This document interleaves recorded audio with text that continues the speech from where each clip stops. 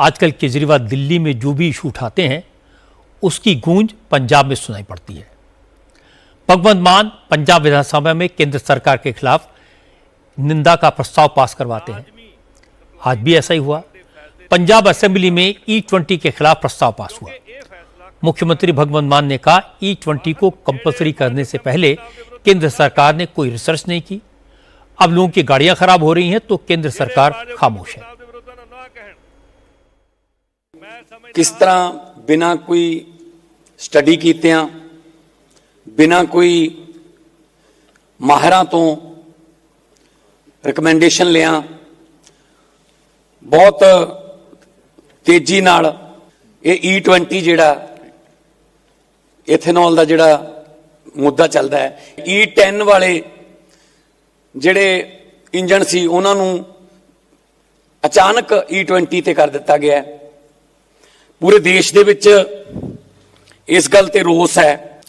एक संस्था है, उसका नाम है लोकल सर्कल। लोकल सर्कल ने पूरे देश च 45,000 वहीकलों ते सर्वे किया है। 45,000 चों जिहड़े 67% ने उन्हां दी माइलेज डाउन हुई है, माइलेज घटी है, ते जिहड़े 67% चों 45% आने दे इंजन खराब हो गए। ये तो फिर बहुत वड्डी एक लोकां दी कमाई ते डाका ही हो गया। तो फिर क्योंकि किसी कोले वाधू गड्डियां लैण दा पैसा नहीं हैगा। इत्थे लोकी अपने जिंदगी दी पूंजी नूं संभाल के किश्तां कुश्तां ते गड्डियां लैंदे है, मोटरसाइकिल लैंदे है जां जिहड़े पेट्रोल दे व्हीकल ने।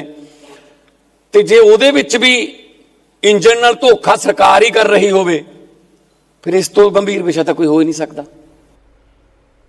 सुधांशु त्रिवेदी ने अरविंद केजरीवाल को इंटरेस्टिंग जवाब दिया। सुधांशु त्रिवेदी ने कहा कि केजरीवाल खुद को IITian बताते हैं। अगर वो जनता के सामने झूठ बोलने के बजाय साइंटिफिक तरीके से E20 के बारे में बताते तो हकीकत खुद ब खुद सामने आ जाती। दिल्ली के पूर्व मुख्यमंत्री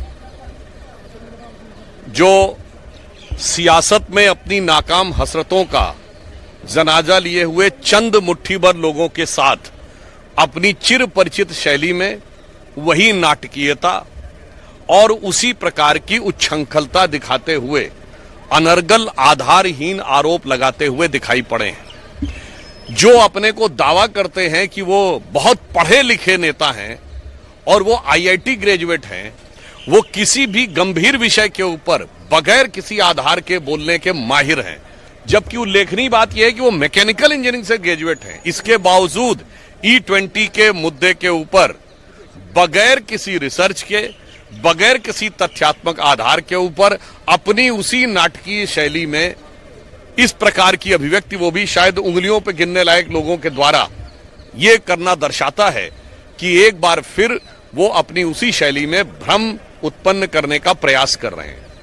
हाँ, उनसे तो मैं ये अपेक्षा करता था कि अगर वो मैकेनिकल इंजीनियर हैं तो ये बताते हैं कि जब इंजन चलता है तो 4 स्टेजेस होती हैं, suction, compression, power and exhaust. उस पर क्या प्रभाव पड़ता है चारों में बताते। फिर ये बताते हैं कि पिस्टन और सिलेंडर के ऊपर की एक्टिविटी में क्या प्रभाव पड़ता है। इसके बावजूद ना कोई रिसर्च, ना कोई आधार, ना किसी कंपनी का कोई डाटा, और उसके बाद आकर फिर इसी प्रकार का विवाद खड़ा करना। अगर केजरीवाल एथेनॉल के मामले को E20 तक सीमित रखते, लोगों के मन में गाड़ियों के खराब होने को लेकर जो आशंकाएं हैं उस पर फोकस करते तो ठीक रहता। प्रधानमंत्री मोदी पर हमला करने के चक्कर में इस मामले में प्रेसिडेंट ट्रंप को घसीटकर उन्होंने अपना ही केस कमजोर कर लिया। और मजे की बात है कि राहुल गांधी ने पेपर लीक का मुद्दा पकड़ा हुआ है। केजरीवाल E20 के इशू पर पेटेंट चाहते हैं और अखिलेश यादव राम मंदिर में चढ़ावे की चोरी को सबसे बड़ा इशू बनाना चाहते हैं। सबकी अपनी अपनी कन्वीनियंस है।